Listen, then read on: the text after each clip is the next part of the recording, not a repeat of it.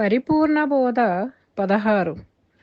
నేనాకాశాత్మకమని నేనెరిగియు నేను బోతే నిలచునదేదో పూనుండవచ్చున చలము గానియు దాన్నెరుగుటెవరు గనరా నా తనయా గురుబోధిట్లు వినరా సద్వినాయా నేనన్న దాంట్లోదే లేని ప్రసంగము నేనన్న దాంట్లోదే లేని ప్రసంగము నేనన్నదేగిన లేదు అవల మాట మానుమురనే నన్న నహమును లేనిదని లేకుండా చేసితే తాను ఎవ్వరు దైవం ఎవ్వరో తత్ప్రకాశం మనగనెవ్వరో గణరానా తనయా గురుబోధిట్లు వినరా సద్వినాయా.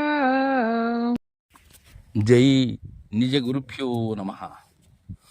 అచలర్షి దయానంద పొన్నాల రాజయోగేంద్ర ప్రభుస్వాముల వారి ప్రియశిష్యులైనటువంటి నిజానంద పోలోజు వీరయాచార్య విరచితం పైన శుద్ధ గుణ పరతత్వ బోధామృత మిత్ర కందార్థ ధరువులలో ఈరోజు మనం పరిపూర్ణ బోధయందు షోడశ కందార్థం 16వ కందార్థం 16వ కందార్థంలో 16 అక్షరములది ఏదైతే ఉన్నదో అది ఎలా లేనిదో దృఢం చేస్తూ ఉన్నారు. జాగరూకతతో పోలోజు వీరయాచార్య పదములతో పాటు ప్రయాణించి ఆ పరిపూర్ణ బోధను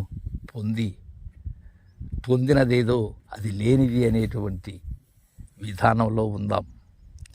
శిష్య నేనాకాశాత్మకమని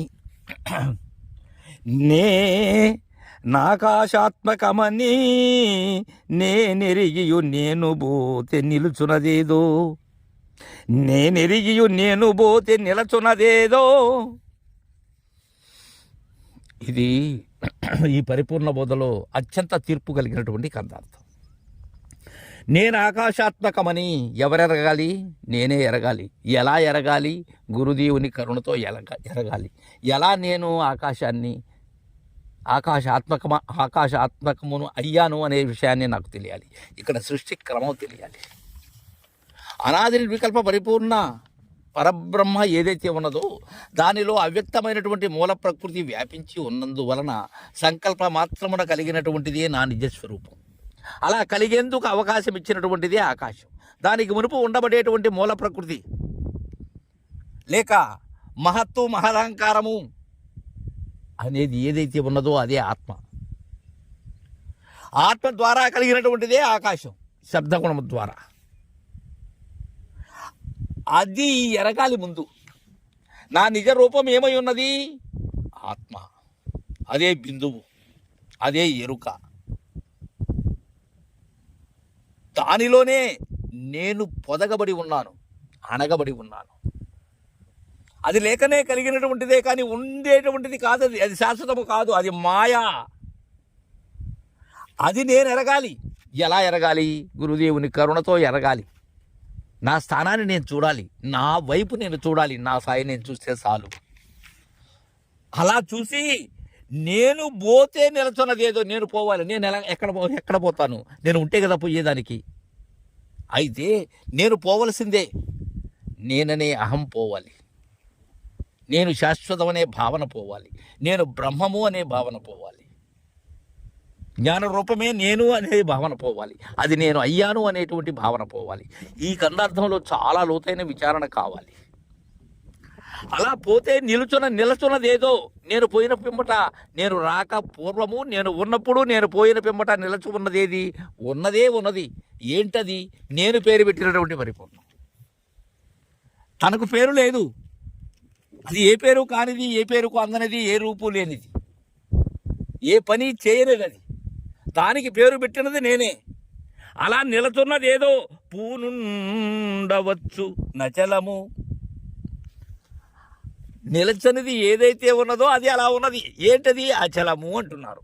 కానియు దాన్ని ఎరుగుటెవరు గనరా నా తనయ. దాన్ని ఎవరు ఎరుగుతారు? ఎరిగితే అది ఎరుకే కదా. ఇక్కడ మాట లేదయ్యా. ఇప్పటి వరకు అంటూ ఉన్నానే కానీ చిలక పలుకులు అక్కడ మాట లేదు. అక్కడ మాట ఉన్నది అని అన్నానంటే అది గురుబోధ కాదు, దుర్బోధ. అది అప్పటి వరకు ఉన్నది, నేనున్నంత వరకు మాట ఉన్నది. నేను ఎరగవలసిన దానిని ఎరిగి నేను లేదన్నటువంటి విషయం నాకు దృఢీకరణ చెందినటువంటి గుర్తు లేనప్పుడు మాట ఎక్కడ ఉన్నది? మాట ఉంటే అది ఏమవుతుంది? ఎరుకే అవుతుంది, అది భ్రాంతిబోధ అవుతుంది. అప్పటి వరకు మాట్లాడాలి. ఏం మాట్లాడాలి? శివరామ దీక్షిత సిద్ధాంత ప్రకారం బోధ మాట్లాడాలి. గురుబోధిట్లు వినరా సద్వినయ. ఎలా వినాలి గురుబోధ? సద్వినయ అంటున్నారు. అంటే వినయశీలుడు. ఎలాంటి వినయశీలుడు? సత్యముతో కూడినటువంటి వినయశీలుడు. అలా ఉండాలి శిష్యులు. అలా ఉండాలి, కానీ గురువుని హింసించేటువంటి శిష్యుడుగా ఉండకూడదు, వినయ విహీనుడుగా ఉండకూడదు. గురువుని సాక్షాత్ దైవ స్వరూపంగా భావించేటువంటి వారే వినయశీలురు, వారే సుజనులు. నేనన్నా దాంట్లోదే లేని ప్రసంగము, నేనన్నదేగిన లేదు ఆవల మాట. నేనన్న దాంట్లోదే. మహనీయులు కృష్ణప్రభువులు అంటారు, నేనా ప్రసంగము నేనన్న దాంట్లోదే అని. తానన్న దాంట్లోనే తలపోయాలి అంటాడు. ఇక్కడేమంటున్నారు భూలోజు వీరయాచార్యులు? నేనన్న దాంట్లోదే లేని ప్రసంగము. ఈ మాట ప్రసంగం అంటే ఏంటి? ఇరువురు నడుమ జరిగేటువంటిది, ఒకరు తెలియజేసేటువంటిది. ఇవన్నీ ఎక్కడున్నాయి? నేనన్న దాంట్లోనే, నేను ఉన్న దాంట్లోనే, నేను కంటున్న దాంట్లోనే. ఈ ధ్వనిముఖ తన్మాత్రలు ఏదైతే ఉన్నావో దాంట్లోనే ఉన్నది ప్రసంగం. నేనన్నది ఏగినా లేదు. నేను అంటూ ఉన్నది ఏదైతే ఉన్నదో, నేనైనది ఏదైతే ఉన్నదో అది లేనట్లయితే ఆ వలమ్మాట ఎక్కడున్నది? లేదు. మానుముర నేనన్నమును లేనిదని లేకుండా చేసింది తాను ఎవ్వరు, దైవం ఎవ్వరు, తత్ప్రకాశం బరగనెవ్వరు గనరానా తనయ. మానరా నేననే అహాన్ని. ఎప్పుడు మానుతుంది? అహం రహితం ఎప్పుడవుతుంది? ఆ పాదును పెకలించేటువంటి నేర్పరైనటువంటి గురు దరిలో అవుతుంది. దానంతటగా అది లేకుండా పోదు. అది మాట మాత్రం నేను నిరహంకారిని అనేటువంటి భావన అయితే ఉంటుంది, కానీ అది లోపల పెద్ద వేరది, కూకుటి వేరది. అది పోదు. అది పోవాలంటే దానికి సరైనటువంటి ఆ పార ఎలాంటి పార? 43 అక్షరముల గుదితో తయారు చేసినటువంటి పార. దానితో అడుగు వరకు తవ్వాలి. దాన్ని పైన తవ్వకూడదు. లేనిదని లేకుండా చేసితే, మూలము లేని గుర్తెరిగే శరీరము ఏమీ లేదని, అది కలలాంటిదని లేకుండా చేసేటువంటి ఆ సూచన, ఆ కీరు ఏదైతే ఉన్నదో దానిని అందితే తానెవ్వరు, దైవం ఎవ్వరు, ఆ తత్ప్రకాశం అంటే ఏంటి? ఆ ప్రకాశమే నేను, నా రూపం. అది కాంతి, జ్వలితమైనటువంటి ఆపోజ్యోతి. తానెవ్వరు? ఆ ప్రకాశాన్ని దర్శించేటువంటి తానెవ్వరు? దైవమైనటువంటి పరిపూర్ణం ఇది. ఏమీ లేదు అక్కడ.